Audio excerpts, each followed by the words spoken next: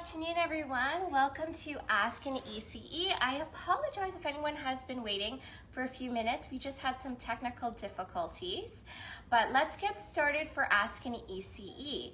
So today's session, we had some families asking about some activities that they can do on a rainy day.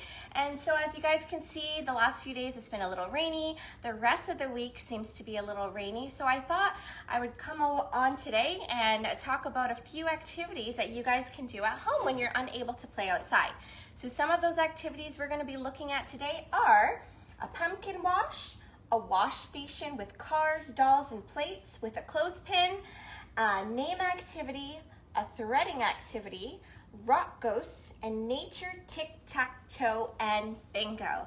So the first activity we're going to begin with is our wash station. So what you're going to need is a bin. I have a big kind of storage bin over here.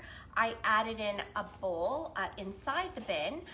Just in case you don't have much space at your house, you can incorporate a smaller bowl into the bin just to minimize any any water that might be falling out of the bowl. You can also put some towels underneath your bin or a garbage bag underneath just to minimize some of the water that's coming out.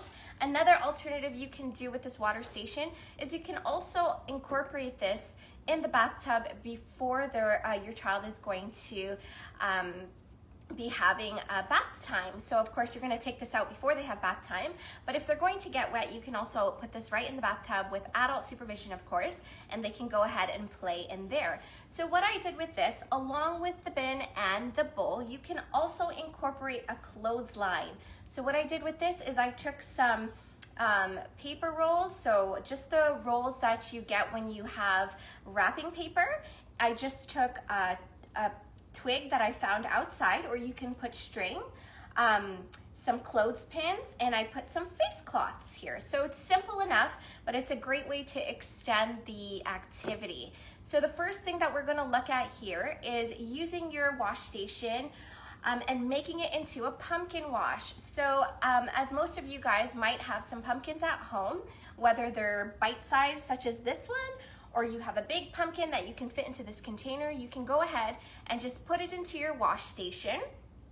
Make sure to include something for your child to wash their object with. So I have a sponge here, I have a face cloth, and you can go ahead and let them put the pumpkin inside the wash station. And the great thing about this is that it's not only fun for them to be playing in water, you're adding a sensory for them, and playing with water is great and should be encouraged because it does promote creativity and imagination with your child, and it also enriches language and enhances communication skills. So while they're playing with the pumpkin, you can ask them questions like, oh, what colors do you see? Or how clean is the pumpkin? Or is the pumpkin feeling wet or slippery? And encourage conversation with this. So that's with your pumpkin washing station. Another thing you can do with your washing station is to get your kids cars, their toy trucks and their cars and their construction cars. I have a little fire truck here, and you can let them put their trucks and cars into the water station. Again, encourage conversation with us.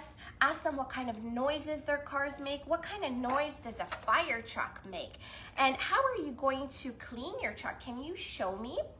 And while they're doing this, you can also incorporate your clothesline, so you can show them what they would do with this. So you can tell them that when you're done cleaning your truck, you can put it right up here on the clothesline, and you can have them learn how to use a clothespin and pin it onto their clothesline.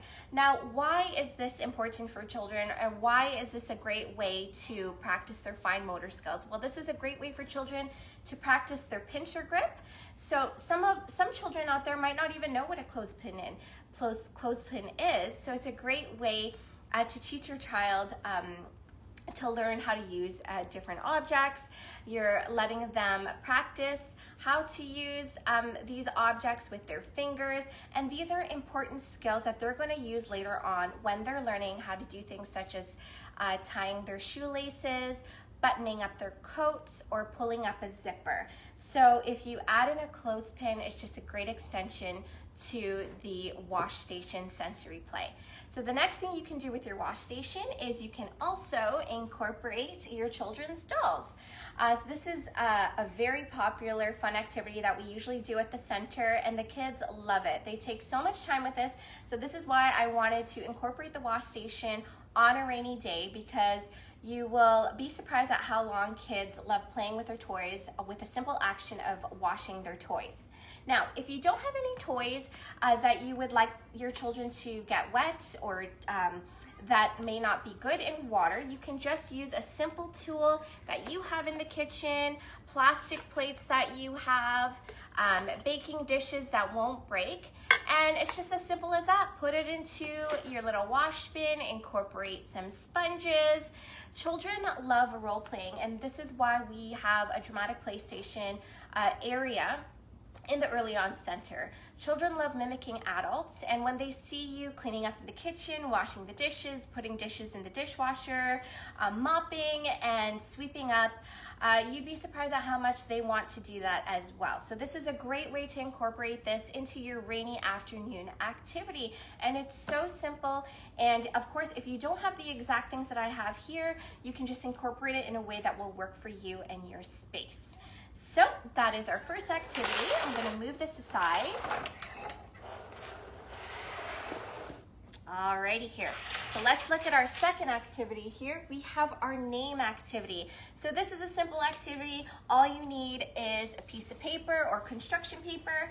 I just have a piece of construction board here, and what you would do is you'd simply write your child's name. So I just put the name Sam here, S-A-M. I like to put capital letters, but it's up to you. It depends on what your child recognizes, or whether or not they're starting to recognize the letters to their names. And of course, with any activity, we always say parental supervision is needed. So with this activity in particular, we are using some stones or some gems that I have here. You can use whatever you have on hand. I find pom-poms are a great alternative as well. And again, if you don't have that, you can just use something as simple as a crayon with this activity. So what you're going to do is you're going to write their name. I also put some lines underneath their letters, and I'll tell you why in a minute. So what you're going to do is you're going to put this card plate onto the table, and you're going to encourage your child to make a pattern with the stones or gems or pom-poms that you have around the letters of their name. So while they are doing this, like I'm doing here, you want to encourage communication and a conversation about their name. Ask them if they can recognize the letters to their name. You can say things such as, "Oh, I see that you are putting the stones on the letter S. Can you trace the letter S with your finger?" And so they can have fun just putting on their little pebbles and stones onto the letters of their name. So as I mentioned, if you don't happen to have any stones, or if your child is too small where you think that they might put it in their mouth, you can also just incorporate their finger, their pointer finger, or a crayon or a pencil, and encourage them to line the letters of their name. So either they can do that with their finger, or if they are able to hold a crayon or a pencil, they can do that as well. And the lines underneath are a great way for you to encourage them to trace out the letters of their names underneath. So you can always work around this depending on the age of your child, but it's just a simple activity that they can spend some time on. Little is needed to do this, and it's great for a rainy day. So let's look at our next activity. Our next activity is a threading activity. So most of these activities, I either tried to make it so that you could find it in your kitchen, in your home, or in nature. So this is an activity where you can find the objects that hopefully are lying in your kitchen. So over here, I have a strainer, a colander that you would have in your kitchen. You just turn it upside down like this. You're going to need some pipe cleaners, and if you don't have any pipe cleaners, you can also use raw spaghetti as well. And again, because this can poke your child, of course, you always want to be in adult supervision with them.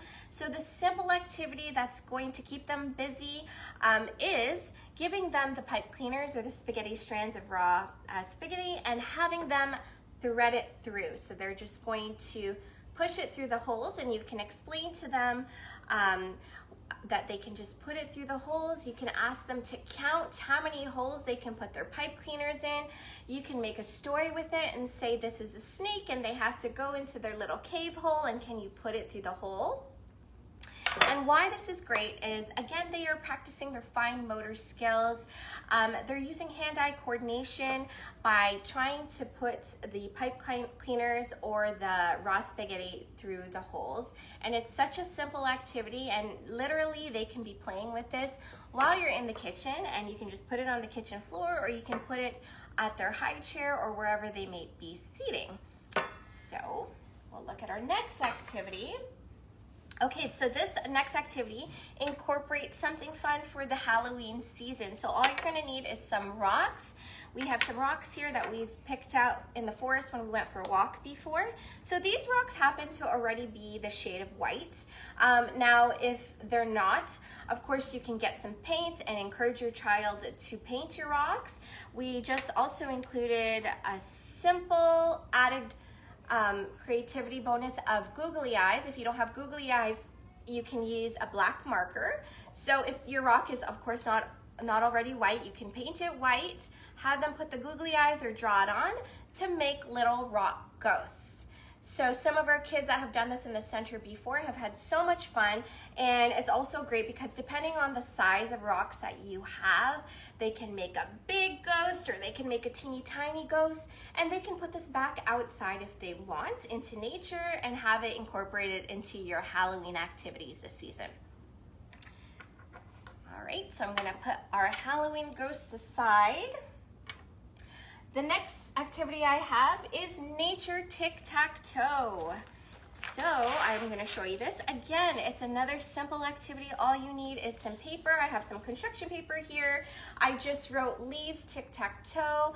You're going to put the traditional cross here for the tic-tac-toe. And what I did here was incorporate some leaves. So if you've been outside picking some leaves, and this is not only a great fun activity to do on a rainy day, for any day if you like, you can also play this outside with some chalk. So on the leaves, I've just written X and O, and you can do this with 4 leaves, and you can play with your child and have them play tic-tac-toe just on the paper here. So if it's a rainy day, of course, you're gonna be indoors, but if the weather is okay to go outside, then you can make your tic-tac-toe board with some chalk on the driveway and use some leaves. You also don't have to write X and O on the leaves. You can also use different color leaves. So you can get red leaves and you can get yellow leaves, and the red leaves can be X's and the yellow leaves can be O's. So that is a great little game that you can incorporate some nature into it. I've also added some autumn bingo. Again, very simple. All you need is a piece of paper. You want to write down some items that your child can find in nature, such as sticks, pine cones, leaves, and rocks, and you can play a game of bingo with them. Write down on little pieces of paper these items, and you can play with just one child or multiple children. And you want to pick out the names of the items. So let's say you pick out the word pine cones, and they're going to find their pine cones and put it on to their bingo sheet. And of course, once you have covered every single part of your autumn bingo sheet, they get the joy of yelling out bingo. So that is just a simple game that you can play incorporating nature and the fall season. So with that being said, I wanted to add in some 2 extra games that you can play. So one of them is something that you can do with your older kids. If they are older and you want them to kind of let out some more energy, if you have some crepe paper, so I'm going to show you an example over here. Hopefully you can see it. So crepe paper that you might have used for a past birthday party, This is great if you're doing this in a hallway. So what you would want to do is just tape it up to the sides of the wall. I just taped it here just for example's sake, but you want to tape it in between the hallways, and you're going to kind of want to make like a spider web in a way. So depending on the ages of your children, you're just going to make up a game with them. So if they're a little bit younger, you can tell them, hey, I made a spider web in the hallway, and your job is to climb through the spider web without breaking any part of the web. And if they're older kids, you can have fun with it, and you can say these are laser beams, and you can put it crisscross all over the hallway and have them try to walk through like a little ninja. And you'd be surprised at how much time they're going to take doing this on a rainy day. And the fun thing you can also tell the kids is to take it down, and they can have fun with it. And you're also recycling if you're using some past decorations that you've used for a party. And lastly, I wanted to encourage that even though it might be a rainy day and you have activities outdoors, if it's okay and you got some rain boots and some raincoat, go outside with your kids and play outside. So one of the best and most traditional memories I have as a children is playing in puddles. So of course, get those rain boots on and encourage this. Your kids are only young once, so it's a great time for them to explore seasons. It's a great time for you to communicate with your children about the 4 seasons and about precipitation and why it rains. So I have an activity here that you can make with your summer noodles, pool noodles that you may have lying around in the house. What we did here is we just cut up the noodle here. So again, you'll need adult supervision with that to help. You're just going to cut it up to make these little bite-sized little boats. We're going to make them into little boats. I took a popsicle stick. You can have your child decorate it. You can tell them that they can write their name on it if they want. And then we put a little sail here with construction paper. So I have 2.